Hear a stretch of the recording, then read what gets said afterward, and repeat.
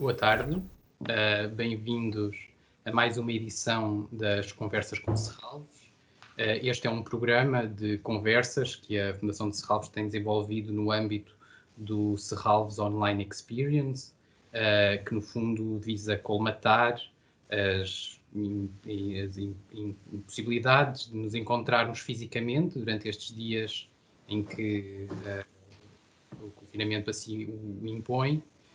E como tal, tem sido um momento em que as várias áreas da Fundação de Serralves têm organizado conversas com as mais diferentes personalidades, para discutir todos os temas em que a Fundação atua.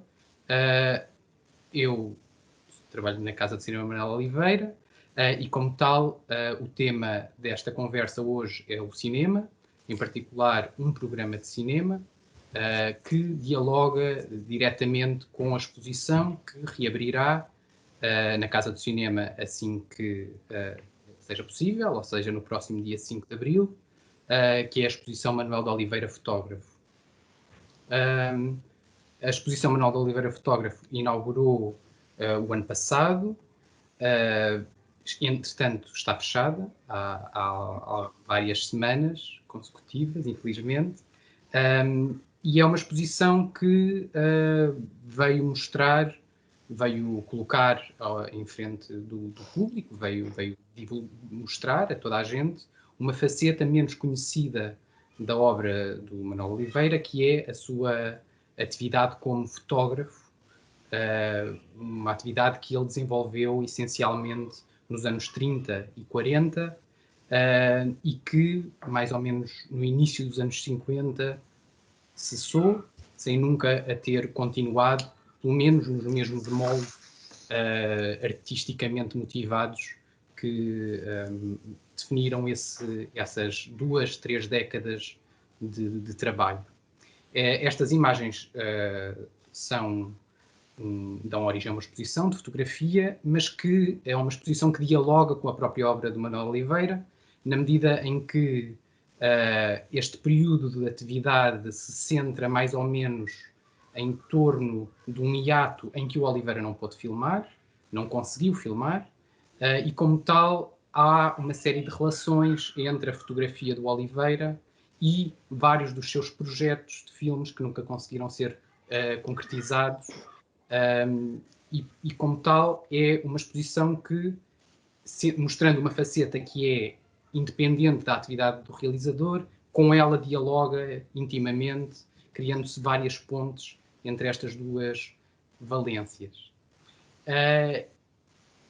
Em paralelo a esta exposição, a Casa do Cinema resolveu organizar um programa de cinema, um ciclo, que explorasse, pensasse estas relações entre o trabalho do fotógrafo e o trabalho do realizador de cinema, e que pensasse as diferenças entre a imagem fotográfica fixa e a imagem fotográfica com movimento.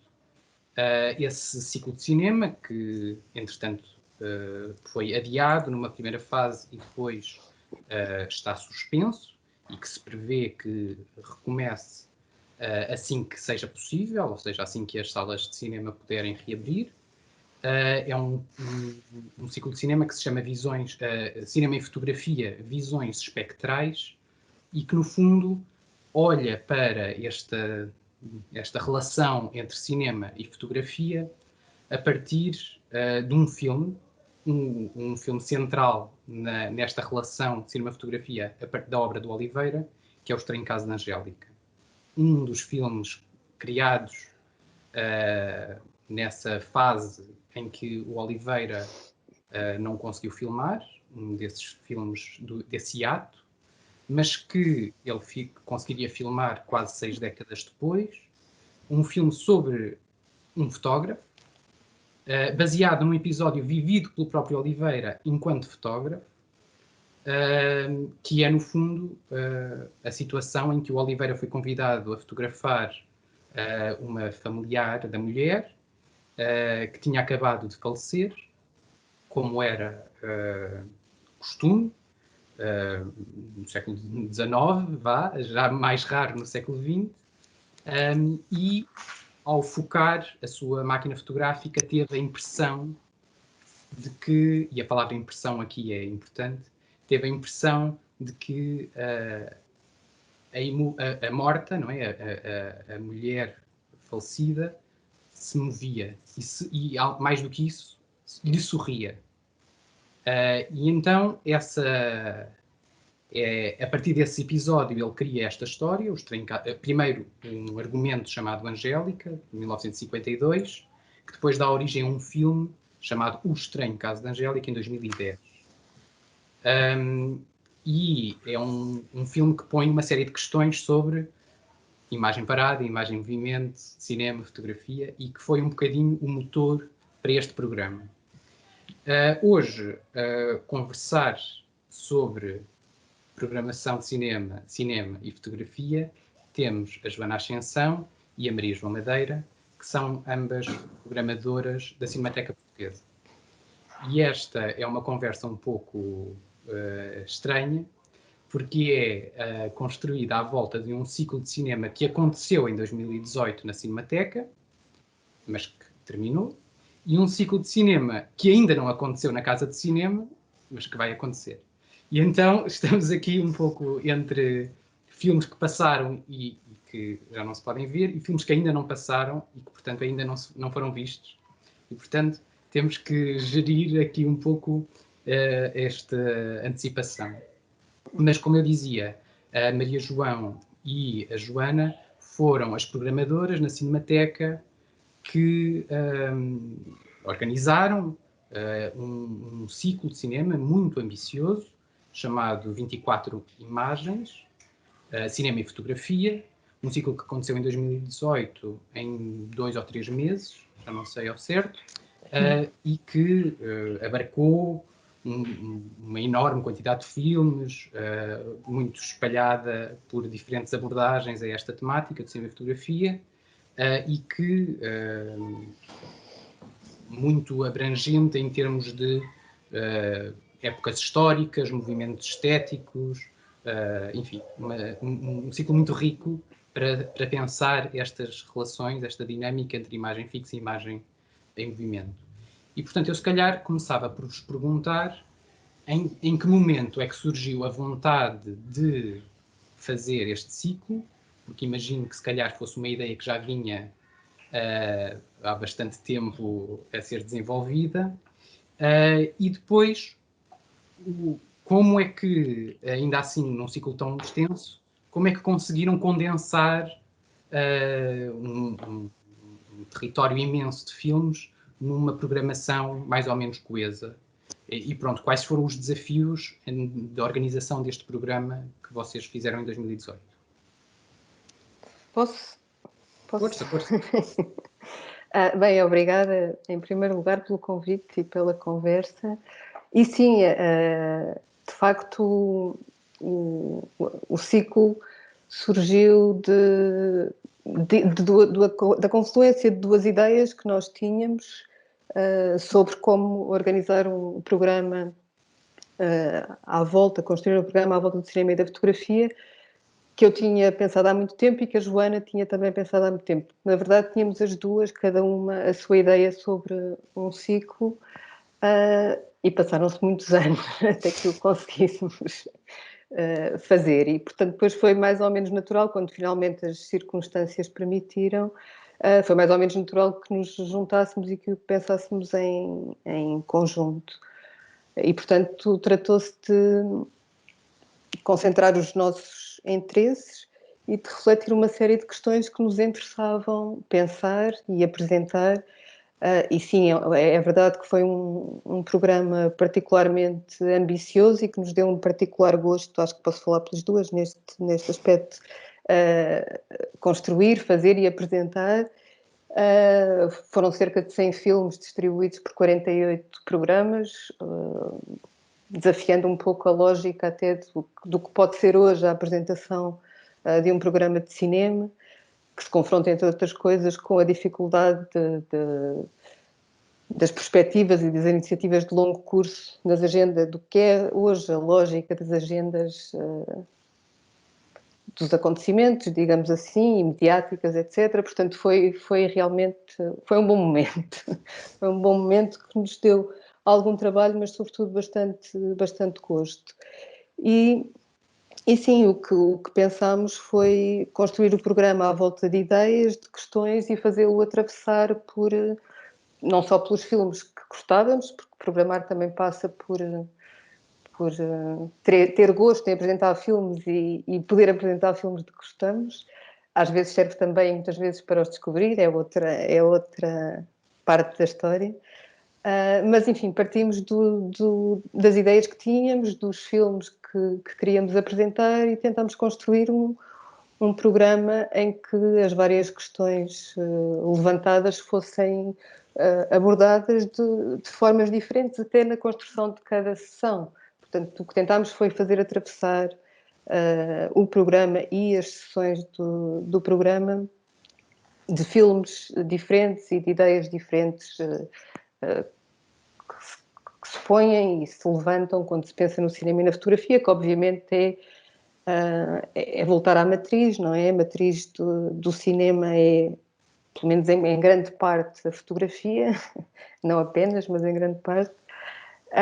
E partir daí conseguimos atravessar um arco cronológico que ia aliás, antes do cinema, porque apresentámos as cronofotografias do Marrey, portanto, pré-cinema até ao momento contemporâneo. Penso que o filme mais recente do programa era, na altura, o 24 Frames do Kiarostami, portanto, o filme póstumo do Kiarostami, todo ele construído a partir de fotografias. E pronto, foi uma longa viagem. Já antes de eu passar à Joana, e ela pode falar mais do programa, mas curiosamente lembrei-me, entretanto, que O Estranho Caso de Angélica, que obviamente esteve no programa e nós mostramos com um filme do Méliès e um filme Pathé. Max Linder, sim. Com Max Linder, mas era uma produção Pathé. Mas foi também apresentado num outro programa que eu organizei algum tempo antes sobre à volta da ideia de fantasmas. E também apresentámos com outro Méliès, que eu acho que era o Manoir du Diablo. E a fotografia espírita, não é? Sim. E portanto, sim, olha, o vosso programa também cruza um pouco as ideias destes dois ciclos em que o Estranho Caso de Angélica esteve presente e tinha que estar. Eu posso, obrigada pelo convite mais uma vez, e para prolongando as palavras da João, realmente o grande desafio deste ciclo, que nós tínhamos pensado há muito tempo e há muitos anos, cada um por seu lado, e que realmente foi muito discutido ao longo de muito tempo, e principalmente discutido mesmo antes de fecharmos o programa. A grande dificuldade foi escolhermos os filmes entre os muitos que poderíamos programar, dentro de cada um dos autores, dentro de cada uma das temáticas, etc. Mas a maior ainda dificuldade que nós tivemos foi tentar estabelecer categorias, dado que era um programa tão vasto, com mais de 100 filmes, com tantas sessões, para tentar organizar um bocado as sessões e para pensar a forma como essas próprias relações se colocavam entre estas duas artes tão próximas e, ao mesmo tempo, tão distantes, não é?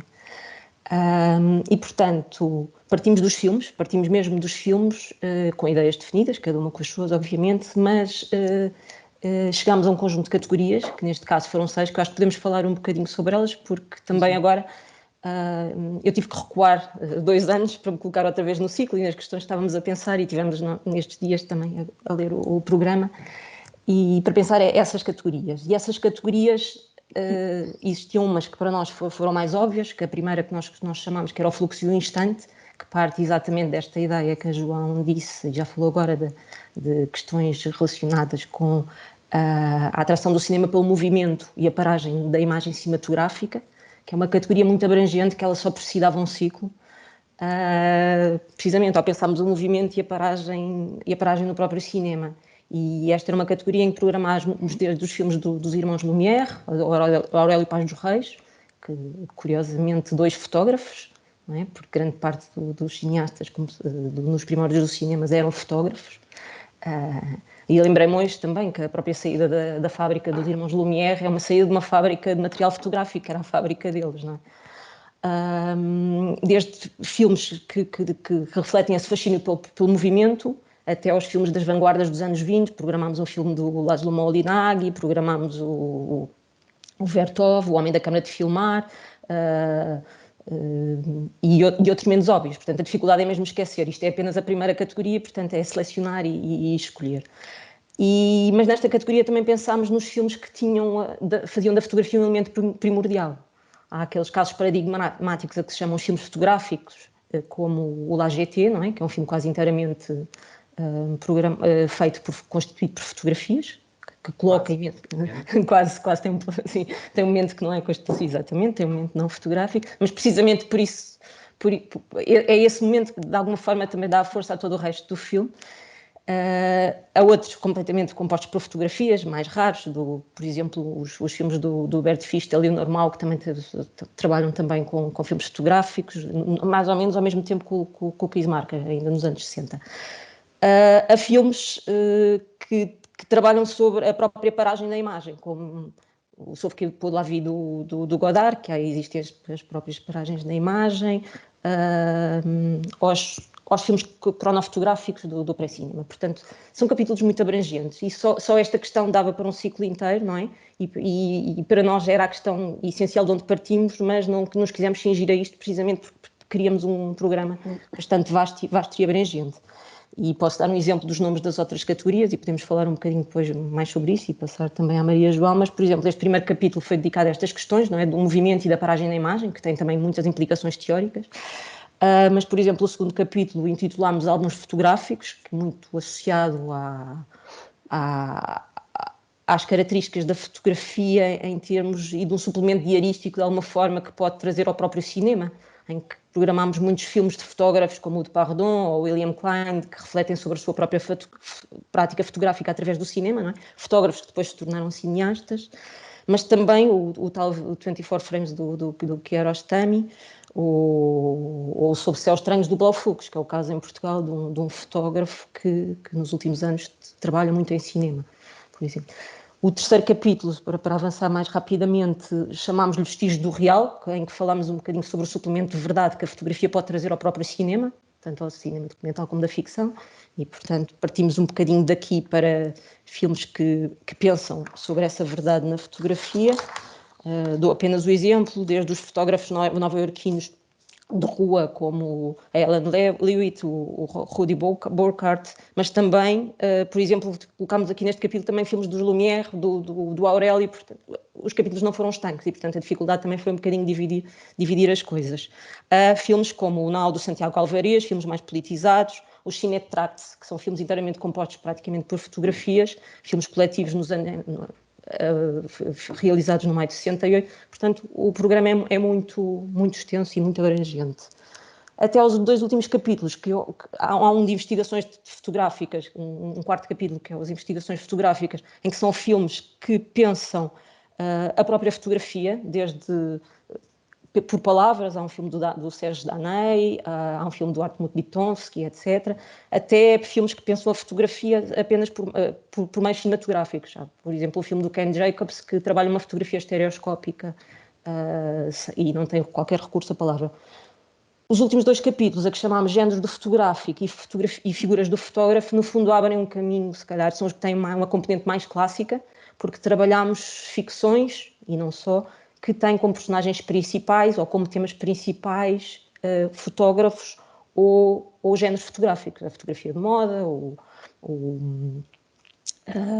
neste caso, por exemplo, o blow-up, não é? Portanto, e outros, etc.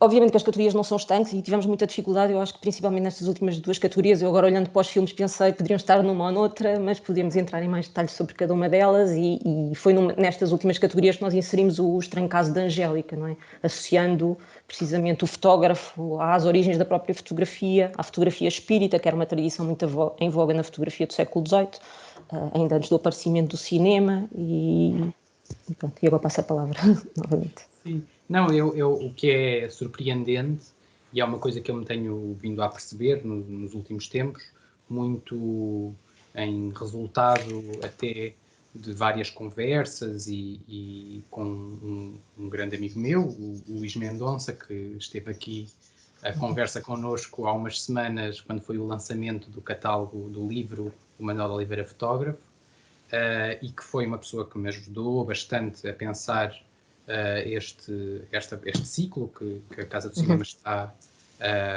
a preparar. E o que em conversa com o Luís, o que eu sentia era que havia que esta tensão, se quisermos pôr assim, entre cinema e fotografia é uma espécie de grande abre-latas para o cinema. É assim uma espécie de sistema, não é?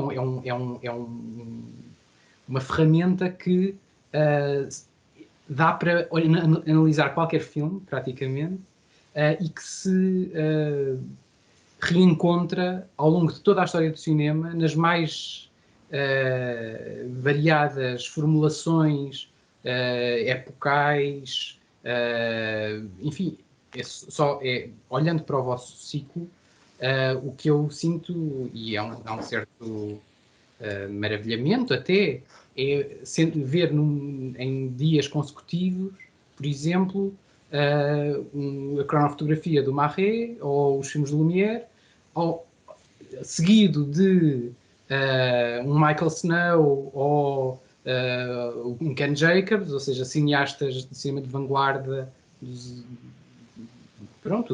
da segunda vanguarda, mas ao mesmo tempo o cinema clássico americano, o Rear Window, a janela indiscreta do Hitchcock, ou o Blow Up do Antonioni, já como os sinais do cinema moderno, e depois as coisas verdadeiramente contemporâneas, se quisermos pôr assim, com a entrada do digital, com a manipulação gráfica das imagens através das possibilidades dos computadores, na manipulação das imagens, como é o caso do filme do Kiarostami, que é assim, uma espécie de cristalização do poder da manipulação digital.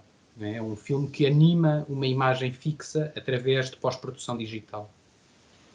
E de repente, toda esta espécie de grande percurso por mais de 120 ou 130 anos de história de cinema, há ali uma ferramenta que abre tudo e que funciona para todas. E isso, para mim, tem sido muito surpreendente e muito estimulante. Mas eu olhava para o vosso programa e uma das coisas que me surpreendeu era de facto, a presença do Estranho Caso da Angélica, claro, e tentando falar um bocadinho mais sobre esse aspecto. Na altura, não era, creio eu, ainda muito conhecido que o Oliveira tinha tido esta carreira enquanto fotógrafo. Até do ponto de vista da organização do vosso ciclo, eventualmente até poderia o filme cair na categoria dos cineastas fotógrafos, desde na outra categoria mais narrativa, se quiseres por assim.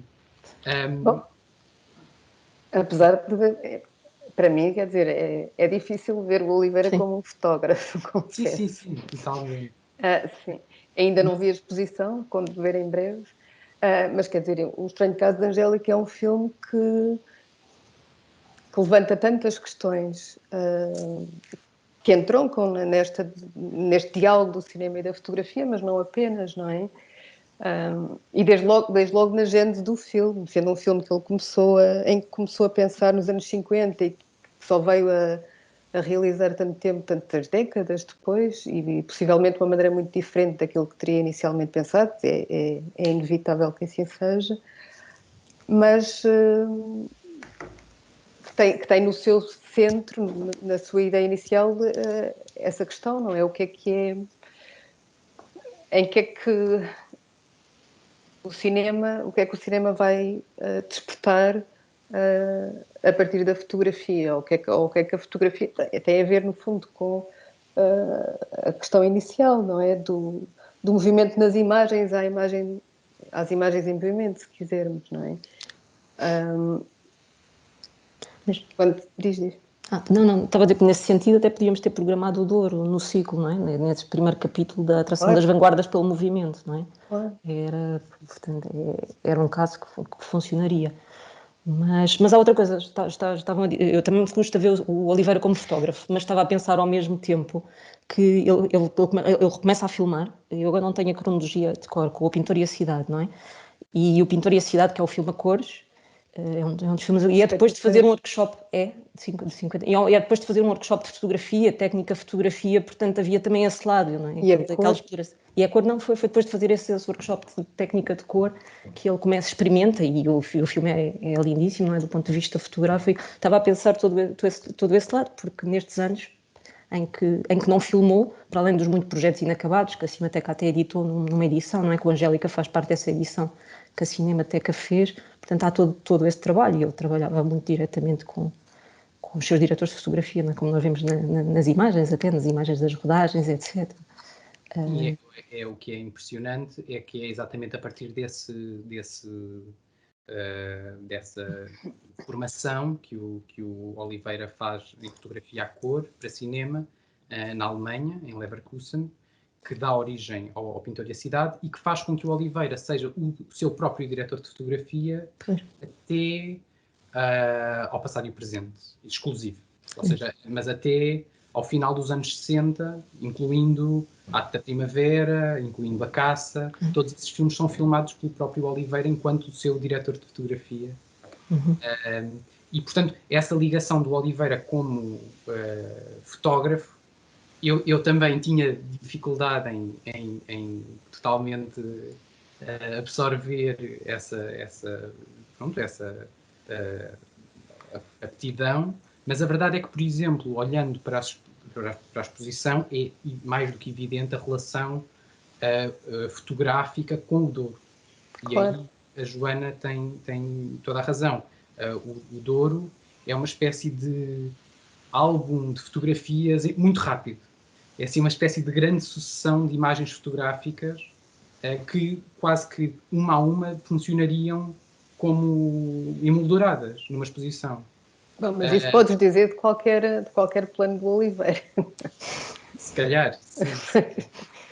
Não, e o que é curioso, deixa-me só dizer a propósito do Pintor e a Cidade, é que no Pintor e a Cidade o que o Oliveira começa a trabalhar e o que encontra é a duração, não é? São os planos de sequência e é o cinema. É o cinema, justamente. Sim, o cinema, nessa perspectiva, entre... trabalho sobre a duração e o tempo. O Douro é mais o ritmo, o Pintor e a Cidade é o tempo, não é? Passa muito por esta... O Oliveira depois disse isso mais tarde, não é? Que ele faz o Pintor e a Cidade contra o Douro, não é? Uma espécie de reinício da sua filmografia. E de facto são concepções do cinema diferentes, um cinema de montagem por oposição a um cinema do tempo, por assim. Mas essa é outra dimensão fotográfica da obra do Oliveira que agora, vendo as fotografias, se torna mais ou menos evidente que lá estava, ainda que não fosse tão óbvio assim, que é a questão de um certo caminho para a fixidez. A própria dramaturgia do Oliveira, a forma de dirigir atores, trabalha muito nesse sentido, não só de um certo alinhamento emocional, um distanciamento por aí fora, mas mesmo uma fixidez, uma imobilidade dos corpos, da relação da câmara com o espaço, e por aí fora, que é uma relação muito próxima da fotografia. Não é? Ele congela muitas vezes as personagens. O António Preto, o diretor da Casa de Cinema e curador da exposição, no seu ensaio que está publicado no livro, ele lembra que Luís Miguel Sintra aparece no Soulier de Satã pela primeira vez na obra do Oliveira, literalmente amarrado a um poste, não é? Ele, mesmo que quisesse, não se podia mexer. essa força, esse caminho para a imobilidade é uma constante no cinema, que depois o Oliveira vem a fazer mais tarde. E é isso é uma espécie de regresso à fotografia pelo outro lado. Mas ao mesmo tempo também eu estava a pensar nisso. Só é rápida só a ideia. Também há um afastamento, não é? Precisamente no cinema, independentemente da imobilidade, a questão é a duração. Portanto, quanto mais se aproxima, não é? A fotografia e o cinema, mais o cinema tem a oportunidade de afirmar a sua diferença, não é? Investir essas imagens da própria duração, que não existe na fotografia. Maria João, querias acrescentar? Não, ia um pouco na linha daquilo que a Joana estava a dizer. Porque depois estás a dizer isso da imobilidade no Oliveira, mas eu penso que ele também rompe isso com muito movimento, mais visível ou não, há muito movimento nos filmes do Oliveira e nos planos do Oliveira. Mas, enfim, tu estás em vantagem porque conheces bem a exposição, nós não a vimos, é um pouco mais difícil fazer essa relação. Mas estamos com vontade. Sim. Pronto, eu se calhar mostrava só assim rapidamente o programa da vossa exposição. Da nossa exposição, não. Do vosso ciclo, peço desculpa. Portanto, para isso eu tenho que partilhar o meu ecrã. Creio que já estão a ver, portanto vou começar por aqui. É este o ciclo, não é? Portanto, eu acho que se eu puder...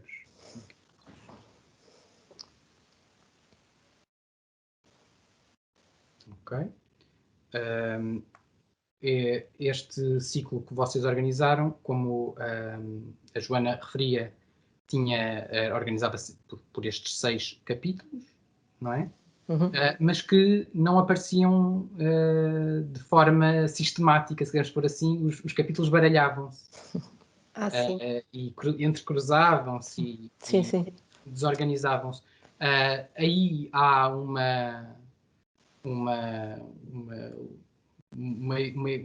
ou seja, é uma questão mais de ocupação de calendário ou há depois uma espécie de tentar romper as próprias... Não, é uma vontade, é uma vontade assumida. Criar uma regra para depois a destruir por dentro. Claro, sim. No fundo, uma programação de cinema não sei, mas uma programação de cinemateca é também sempre um pouco isso, não é? O diálogo faz-se dentro de cada programa e depois no contexto geral do que é o programa de cada mês, ou o que é, agora estou a dizer isto porque estava a pensar num dia de programação na Cinemateca. É sempre... A ideia é ter várias hipóteses, não é? E elas entrarem em diálogo umas com as outras, sendo que não têm necessariamente que estar alinhadas. No caso deste programa, como nos interessava-nos isso, interessava-nos pegar por várias pontas e baralhá-las, sim, era útil, sendo um programa tão vasto, era útil arranjar âncoras, portanto, chamámos de eixos temáticos, sendo que o temático tinha tanto a ver com o conteúdo como com a forma, como é evidente, mas eles existiam baralhados e, portanto, nós quisemos mostrar, quando apresentámos o programa, apresentámos-o assim e não estruturado em 6 colunas onde surgissem em harmónico cada conjunto de títulos. Portanto, sim, foi deliberado. Eu quando estava a trabalhar, quando estávamos todos a trabalhar na Casa do Cinema à volta deste ciclo, uma parte do trabalho foi facilitada, que foi, por coincidência ou não, nós tínhamos exibido no ano anterior, ou seja, 2019, início de 2020, tanto o Blow Up, na carta branca dada ao Eugene Green, como o Rear Window, na carta branca dada ao arquiteto Álvaro Siza. Portanto, eram logo 2 filmes mais ou menos essenciais desta relação de cinema-fotografia que ficaram logo postos de parte. Excluídos. É isso. E então facilitou, de certa maneira, muito, porque tirou logo o peso de um certo... de alguns dos títulos mais canónicos desta relação. Mas... Diz. Não me diz. Não, era só para acrescentar que nós também, o programa que a Casa do Cinema organizou, é muito mais curto, é muito mais pequenino, não é? Não tem nem de perto nem de longe 40 sessões, tem cerca de uma dúzia, 12, 13 sessões, e portanto não conseguimos ir a todo lado. E algo que a dimensão da programação da Cinemateca consegue, com a regularidade que tem e com a função, não é? A Cinemateca é um museu do cinema, só tem essa função essencial de mostrar cinema. Mas mesmo essas questões do que excluir e do que mostrar, e também os ciclos acabarem por nos motivar a excluir determinados tipos, também se colocaram, apesar da extensão deste programa. Por exemplo, eu ao mesmo tempo estava a trabalhar num programa sobre o cinema e a cidade, e cruzavam-se, e nós tivemos muitas discussões, e a João estaria a trabalhar noutros. Eu lembro-me das discussões neste concreto do cinema e a cidade, porque eu estava a trabalhar nos dois. E ao escolher uma sinfonia urbana, por exemplo, que é um caso óbvio para colocar neste programa, não iríamos programar 2 meses depois no cinema e a cidade. As discussões também se geram muito à volta do que vamos mostrar, do que mostramos e do que mostramos ao longo do ano. Mas em programas tão amplos e tão abrangentes, temos essa oportunidade, mas ficamos sempre com pena de não mostrar determinado tipo de coisas. Mas aqui, sendo um programa tão vasto, que queríamos passar mesmo pelos títulos incontornáveis e colocá-los lado a lado de filmes mais raros. Porque nós, para concebermos um programa destes, investigámos durante muito tempo e confrontámos com outros programas que ao longo dos anos foram realizados noutros sítios, por outras instituições, etc. E, portanto, a ideia era não repetir determinado tipo de ideias, mas tentar ir um bocadinho mais ao longe e apresentar outras coisas. Mas realmente foi um privilégio podermos construir este programa. Demorámos muitos anos a fazê-lo, porque foram vários, não sei quantos, agora já não consigo precisar, mas foram muitos anos que ia sendo adiado precisamente pela sua extensão. Outras dificuldades que se colocam é as próprias cópias, arranjar cópias dos filmes, das coisas mais raras, e que às vezes essas dificuldades mais práticas e concretas também condicionam a própria distribuição dos filmes. Eu fiz no programa, eu fiz aquela apresentação inicial falando das várias categorias, também para nos orientarmos agora um bocadinho, mas como eu disse também no início, nós partimos sempre dos filmes. Mais importante do que encaixá-los numa categoria definida é mesmo programar um determinado tipo de filmes e filmes específicos e pô-los a dialogar, que é essa a função de toda a programação. Eu se calhar mostrava agora o postal da programação original da Casa do Cinema, que depois, entretanto, teve que ser adiada, não é? Portanto, tenho aqui as datas ainda de novembro a fevereiro, que eram as datas originais. Entretanto, depois este postal, enfim, nunca acabou por ser distribuído, infelizmente, mas agora será com novas datas e com algumas alterações à própria organização do ciclo, porque já não faz tanto sentido. E pronto, é isso. Alguns filmes coincidem entre a vossa programação e esta. O primeiro, obviamente, o Estranho Caso da Angélica, mas também há um Méliès, não o mesmo, mas da mesma ordem, se quisermos por assim. E, por exemplo, há um filme que nós vamos exibir e que a Cinemateca também, vocês também programaram, que é o Sauf qui peut la vie, do Godard, que é um filme paradigmático, se quiseres por assim, da relação do Godard com a imagem fixa e uma espécie de conclusão, a cristalização do seu percurso com o Goran, não é? Uma espécie de... É o primeiro filme pós... Não é bem o primeiro filme pós-Goran, mas é o filme do regresso do Godard a uma certa distribuição mais mainstream, mas que vem já com essa bagagem de um certo experimentalismo do início do vídeo. E é um filme que dialoga de uma forma curiosa com a própria programação anterior da Casa do Cinema, que tinha a ver com o cinema do Arthur Jaffa, e que teve uma exposição no Museu e na Casa do Cinema Manuel Oliveira, sendo que o trabalho dele enquanto diretor de fotografia para realizadores como o Spike Lee ou como o Stanley Kubrick tem essa função mais técnica, mas que depois ele, enquanto cineasta, artista, plástico, trabalha muito e interessa-se muito pelas tensões entre cinema e fotografia. Ou seja, numa primeira fase de trabalho com o Jaffa, em que organizámos um programa de cinema chamado Black Visual Intonation, portanto, entoação visual negra, e que era, no fundo, à volta de uma certa ideia que o Jaffa tem do que é um cinema negro, ou seja, de pessoas negras, e para ele, uma das coisas tem muito a ver com o ritmo da montagem, da própria estrutura do filme, e ele criou este conceito de uma entoação visual negra que partia muito desta ideia do Godard de uma manipulação do ritmo das imagens e uma desaceleração rítmica, ou seja, quebrar a regra dos 24 frames por segundo.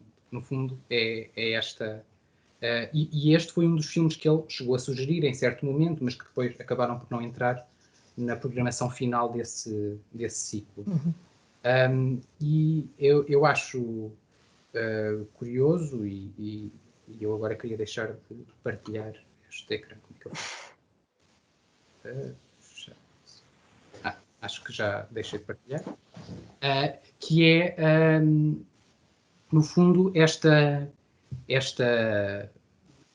regra da velocidade constante de um certo cinema standard que é imposta pelo cinema sonoro, não é? De 24 frames por segundo. É algo que, por um lado, não era verdade antes do som, e, portanto, os ritmos, as velocidades de projeção eram variáveis. O Douro, por exemplo, era a 18 frames por segundo, mas muitas vezes eram variáveis até pelo próprio projecionista, que podia alterar os ritmos e, portanto, tinha uma dimensão quase performativa, não é? Na sessão de cinema. E eu descobri há pouco tempo um filme dos Lumière maravilhoso, A Demolição do Muro. Eu gosto muito. Ao contrário. Corre num sentido e depois o projecionista tem a obrigação, supostamente, de voltar a manivela para o outro lado, o filme para e de repente começa a andar tudo para trás. E que é curioso como os cineastas das vanguardas depois americanas e depois o vídeo nos anos 70, 80 vêm, não é recuperar, mas vêm outra vez explorar as possibilidades de um rácio de imagem por segundo diferente e acelerá-lo ou distendê-lo. E nesse caso o Ken Jacobs, por exemplo, é um realizador que vocês programaram e que tem trabalhado muito por aí. A minha pergunta, não é? Isto não é boa pergunta, vou dizendo coisas, mas a minha pergunta tem a ver com, em algum momento da vossa programação, pensaram em, uma vez que é uma coisa que a Cinemateca tem feito com alguma regularidade, mostrar lanternas mágicas, mostrar outros dispositivos fílmicos que, do ponto de vista quase tecnológico, não é? Trabalhassem esta relação de quebra do movimento da imagem cinematográfica. Se isso, em algum ponto, esteve em cima da mesa. Eu estou a pensar, por exemplo, o caso do Jacobs, que tem todas aquelas performances com projetores, que altera os ritmos e cria efeitos com vários projetores, coisas desse género. Na realidade, neste projeto, não concretamente, mas este programa passou por várias configurações e até chegámos a pensar em fazer um catálogo, depois não foi possível, chegámos a pensar em fazer uma exposição, que também acabou por não ser possível, mas isto vários anos antes, e portanto isto foi o resultado de um trabalho, mas que deixou para trás muitas outras coisas. Mas essa vertente, mais de instalação ou de outro tipo de trabalhos, não. Nós temos em paralelo, portanto, o pré-cinema, portanto, todo esse, exposições de pré-cinema, e trabalhamos o pré-cinema em parte na Cinemateca Júnior, temos uma exposição permanente de pré-cinema, fazemos naturalmente as relações e o mais longe que acabámos por ir foi foi precisamente com o trabalho do Marré e do Marré. Porque isso é curioso e eu agora coloco-se essa questão do movimento do Marré, porque tanto o Muíbrides como Marré, como já dissemos, eram fotógrafos, mas o Marré não via nenhum interesse em reconstituir o movimento, não é? Portanto, e esse é um lado curioso, portanto, permite-se do lado da fotografia. Nós hoje projetamos os filmes dele e recuperamos os filmes dele por esse lado, mas ele, enquanto cientista, não via qualquer interesse nessa reconstituição, mas na paragem. Mas não avançamos para essa dimensão, sendo já muito ampla esta retrospectiva. Mas eu pessoalmente interesso-me também pelo movimento no outro sentido, ou seja, e foi também uma coisa que pensei ao longo dos anos, não só um cinema fotográfico, mas também o efeito filme na fotografia. Portanto, é um tipo de coisa, mas são questões separadas, portanto este campo já é tão abrangente. E é curioso como foi assim, desenvolvido em simultâneo e por muitos dos autores e fotógrafos cineastas que nós abordámos neste ciclo. Eu posso falar, temos filmes do Robert Frank, temos filmes do William Klein, e são cineastas fotógrafos que trabalharam muito essas duas dimensões. Ou seja, indiretamente temos também outras manifestações de artes plásticas. Temos o filme da Sophie Calle, que não falámos, mostramos o filme da Sophie Calle, o único filme dela, o único filme da Cindy Sherman. Nan Goldin, a Ballet Gold, sim, etc.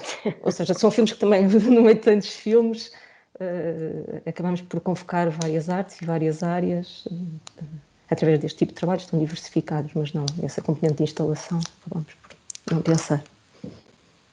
E interessava-nos também assumir essa proposta, que é há filmes, os títulos são uns mais que outros, mas são títulos muito conhecidos, mas em boa parte são pouco vistos em sala. E o que nos interessava era mesmo esse desafio, até porque nos últimos anos tem havido muito trabalho nas universidades, de edição também, sobre a fotografia e o cinema. Mas há poucas oportunidades para ver grande parte destes filmes numa sala. E nós quisemos assumir essa proposta e era de facto isso que nos interessava, mais do que o lado performativo que exploramos na Cinemateca de outras maneiras, outras vezes, e de vez em quando acontece. Mas aqui não, era mesmo... São filmes cujos títulos se conhecem, mas venham lá vê-los na sala. Era isso que nós queríamos, sinceramente. E por acaso... Continua. Diz. Não, continua, não era uma parte. Ia mudar. Não, e por acaso até fizemos algumas das performances do Ken Jacob, daqueles filmes que exigem 3D, etc. Fizemos uns anos antes na Cinemateca. Agora estava a pensar nisso. Tivemos na altura em que ele esteve em Vila do Conde, também fizemos uma série de sessões. Ainda foi um ciclo ainda de 5 ou 6 sessões em que trabalhámos isso em sala. E o Warhol, as sessões Warhol, nós neste ciclo mostramos os screen tests. E eu estou muito contente com isso, mas noutros momentos, noutras alturas, noutros contextos, mostramos outros em que o lado performativo da projeção é convocado, digamos assim. Mas eu ia aproveitar para te perguntar a ti, no vosso programa, como é que pensaram nos outros filmes, nos outros títulos do Oliveira que estão programados? Porque parece mais ou menos óbvio, mas também podiam ser outros. Já agora aproveito. Sim. Faço a pergunta. Claro, o ciclo de Cinema e Fotografia Visões Espectrais tem, além do filme do Angélica, não é? Dos Trincados de Angélica, tem mais 3 filmes do Oliveira, tem a curta-metragem que ele fez a convite de Guimarães, Capital Europeia da Cultura, que é o Conquistador Conquistado, que é uma paródia, se quisermos pôr assim, à visão turística da cidade, não é? Portanto, é um grupo de turistas que invade Guimarães e vai fotografar a estátua do Dom Afonso Henriques e é guiado por um guia de turistas que se acumulam cada vez mais, até já só serem turistas e invadir a cidade histórica de Guimarães, e que é uma sessão pensada sobre essa relação da fotografia turística, se quisermos pôr assim, e que como tal,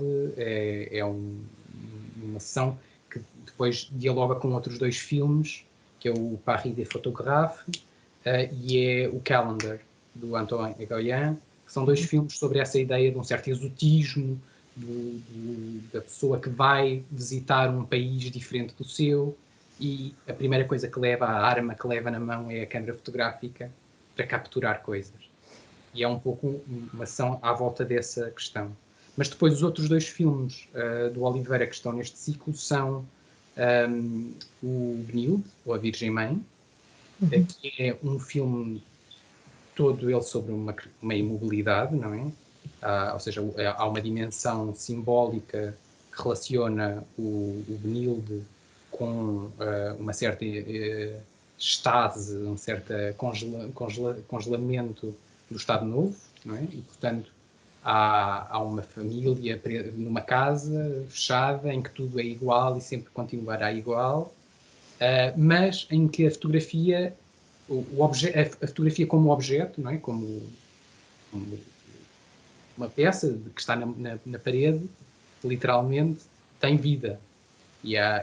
Ou seja, a imagem, há uma fotografia no Benilde, uma sequência mais para o final do filme, em que, à medida que as personagens vão dialogando, vai havendo constantemente contrapontos, não é? Contracampos, na verdade, de uma imagem fotográfica que vai mudando de expressão sucessivamente e vai olhando para eles e vai reagindo. E, portanto, a fotografia está viva e está a ouvi-los, e é uma fotografia de uma pessoa morta, e, portanto, é uma pessoa morta que, não é? Que ocupou aquela fotografia e que anima aquela fotografia fantasmaticamente, não é? E, portanto, fazia todo o sentido neste programa. E o outro filme do Oliveira é O Passado e o Presente, onde a relação com as fotografias de mortes, de novo, são constantes e a relação com a fotografia ou seja, é um filme sobre a relação com a imagem por oposição à relação com as pessoas, não é? A Wanda é uma mulher que detesta os seus maridos enquanto vivos e ama-os quando eles se transformam em imagens, de certa maneira, quando eles quando eles estão mortos e enterrados, e portanto são só um quadro, são só um retrato. Pronto, e então são esses os 4 filmes do Oliveira que estão neste programa. Mas eu gostava de ainda brincando aqui para trás e para a frente, vocês passaram o Le Petit Soldat, do Godard, onde está a frase, não é? Famosa, a verdade famosa, não é? A fotografia é a verdade e o cinema é a verdade 24 imagens por segundo. E eu descobri que há uma espécie de corruptela desta metade pelo Brian De Palma, que é o cinema é a mentira 24 frames por segundo. Portanto, eu queria perguntar-vos, porque eu não consegui evitar programar o blowout, porque não tinha o blow-up, portanto, porque o Brian De Palma é um grande amigo cá de casa, se quisermos for assim, mas se tiveram tentadas ou não tiveram esses pudores em evitar o Brian De Palma, que é... Não, sim, não. Não, de todo. Não. É difícil precisar o que ficou de fora. Claro. Acho que gostamos bastante de vários filmes do Brian De Palma e ele faz um trabalho de análise da imagem extraordinário em alguns dos seus filmes. O Blowout não foi pensado, não é? Portanto, coloca mais a questão do ponto de vista do som. e não tanto da imagem, mas não, eu acho que terá ficado muita coisa de fora. Eu agora também pensei, olha, vou procurar uma lista, mas não encontrei uma lista inicial de onde partimos, que se calhar teria o dobro dos filmes, e se calhar encontraríamos algum, mas confesso que não encontrei agora antes da conversa. Mas não, e quando escolhemos o título, não é? 24 imagens, cinema e fotografia, também já não me recordo bem das discussões iniciais, acho que tivemos o cuidado de não associar à verdade. Sim, e sobre isso, sobre a verdade, a mentira e o cinema, podemos, o Kiarostami fez um filme sobre isso, não é? O Close-Up acho que responde a esse binómio, ou... Sim, totalmente. Eu há bocado falei de um suplemento de verdade que a fotografia podia trazer ao cinema, mas não era necessariamente a verdade, não é? Sim. Enquanto construção. Suplemento vitamínico. Eu acho que agora é o momento apropriado para abrir a conversa aos restantes pessoas que estão a assistir-nos. Antes de mais, agradecer a participação e a permanência de todos. Para participar, basta clicar num ícone de uma mãozinha, que há de estar no vosso ecrã, em cima, em baixo, enfim. Enquanto aguardamos que alguém clique na mãozinha, tenho só que dar destaque às duas conversas com Serralves que acontecerão amanhã e depois da manhã. A conversa de amanhã é numa série chamada Palavra de Artista, em que se falam com vários artistas, e que amanhã será com o Cildo Meireles, um artista plástico brasileiro, e será a Paula Fernandes, a curadora do museu, que estará à conversa com ele.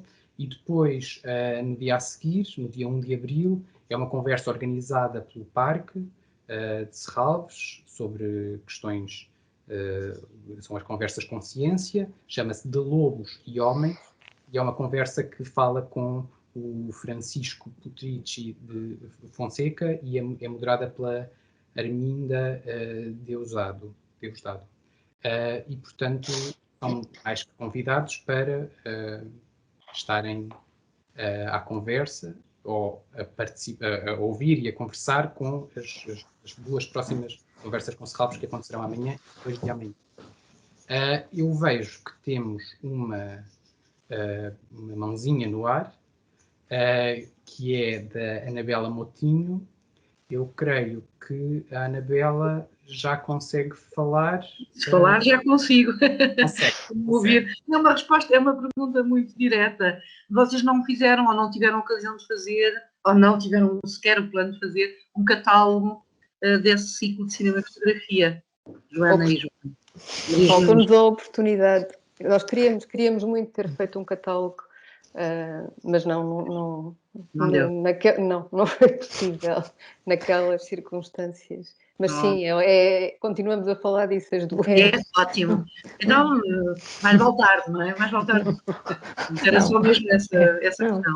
Hoje olhar para trás, a pensar da conversa, etc., fica com pena, obviamente, porque são coisas que nós trabalhamos durante muito tempo e que faria sentido depois terem sequências, e são temas que seria interessante explorar com outra densidade. Né? Nós escrevemos sempre as folhas, também tivemos, em todas as sessões, a Cinemateca tem esta prática comum de escrever todas as folhas de sala, das sessões, etc. E, portanto, no fim de um ciclo como este, também acumulamos ainda muito mais trabalho, não é? Toda a equipa da programação. Mas sim, isso fica para uma outra ocasião. Se mais alguém tiver alguma questão, é só voltar a pôr a mãozinha no ar. Eu não sei se é por causa da minha conexão à internet, mas tem acontecido aqui um fenómeno curioso, que é eu estou a falar muitas vezes com imagens fixas. Eu também. E, portanto, parece o Letter to Jane do Godard. Sim. Estamos aqui a falar com fotogramas e não necessariamente com imagens em movimento, e, portanto, parece que a internet está a conspirar para que esta conversa ainda tenha uma dimensão conceptual mais profunda. Pronto, eu acho que se não houver mais questões, eu agradeço muito a participação da Maria João e da Joana Ascensão. Foi um prazer contar convosco.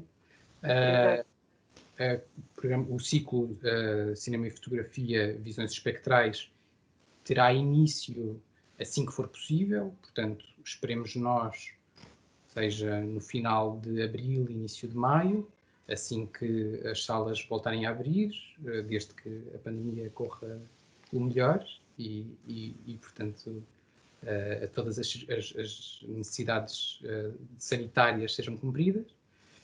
E, portanto, nesse momento será possível ver estes filmes que tivemos aqui, ver algum destes filmes que tivemos aqui a falar.